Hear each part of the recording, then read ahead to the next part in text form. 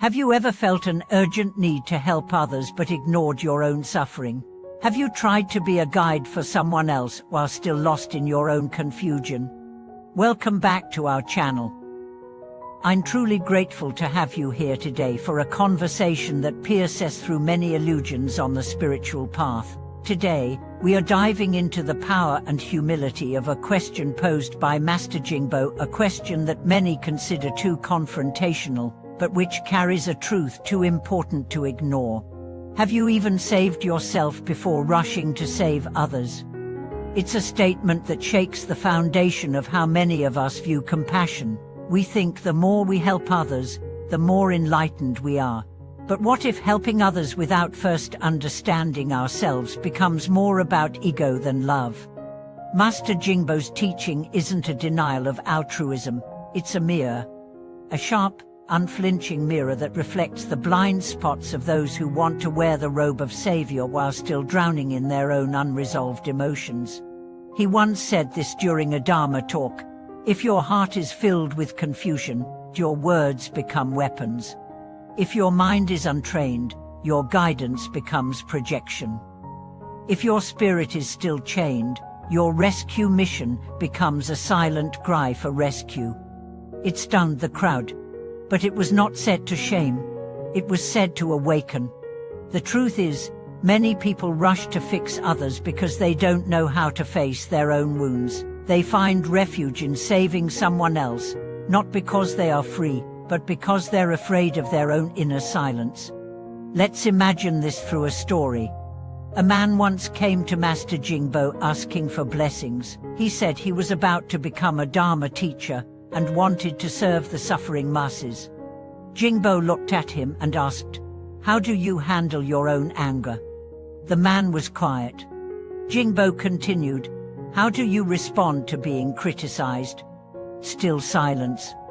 Then the master asked, "When your partner disappoints you, can you forgive without pain?" The man looked down. And Master Jingbo concluded, "If you haven't even saved yourself from your reactions, your teachings will only reflect your bondage, not your freedom." That is the lesson. Before we reach out to lift someone from the water, we must make sure we ourselves are standing on steady ground. This doesn't mean we wait until perfection.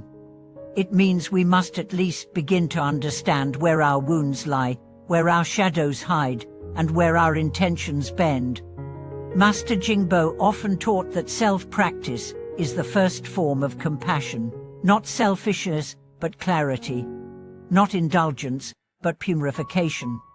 He gave an analogy: the candle must be lit before it can light another. Simple, undeniable. Let's explore this idea further. Imagine you are a mother trying to raise a child. If you're overwhelmed with unresolved trauma, you may pass that pain on, even unintentionally. If you're anxious, your child learns anxiety. If you're bitter, they absorb bitterness. But if you've met your own suffering and loved it back into peace, then your parenting becomes a gift, not a cycle. The same applies to relationships, to leadership, to teaching, and even casual acts of kindness. If we don't practice self-reflection, our kindness becomes conditional, our help becomes control, our advice becomes projection. True service begins from the overflow of a balanced heart, not from emptiness trying to prove its worth. For now, let's go deeper. What does it mean to save yourself? It means cultivating enough mindfulness to recognize your patterns, enough discipline to challenge your impulses, enough humility to admit when you're wrong. It means sitting with your fear until you understand its roots. It means breathing through shame until it softens into compassion.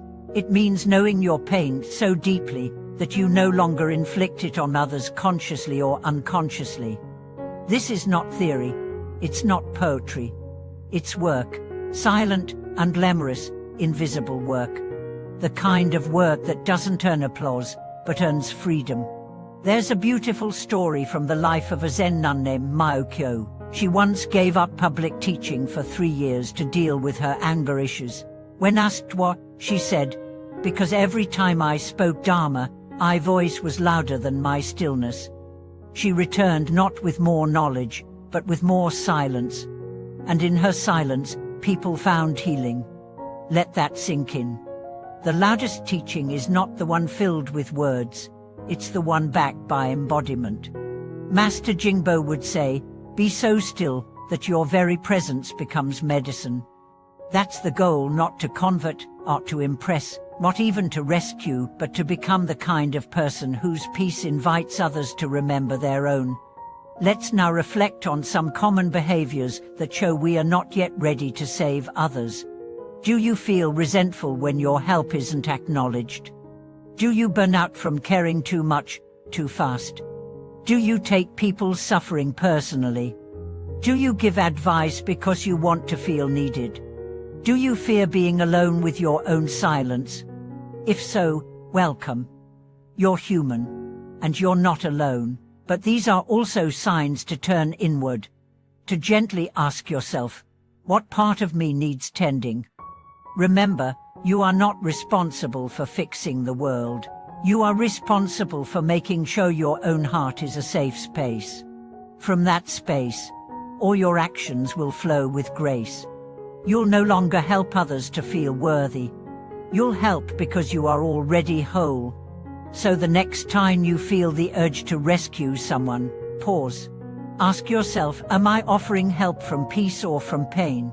From clarity or confusion? From wisdom or from fear? If you've begun the journey inward, then even your smallest word can carry healing. But if you haven't yet seen yourself clearly, don't despair. Start now. Turn your gaze inward. Offer yourself the compassion you seek to give others.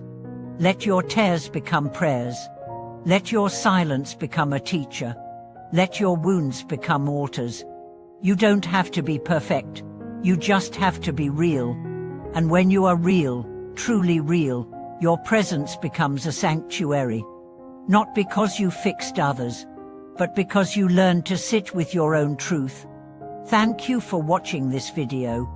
If this message resonated with you, please subscribe, leave a comment, and share your own journey of turning inward. We'll continue walking this path together. Until next time.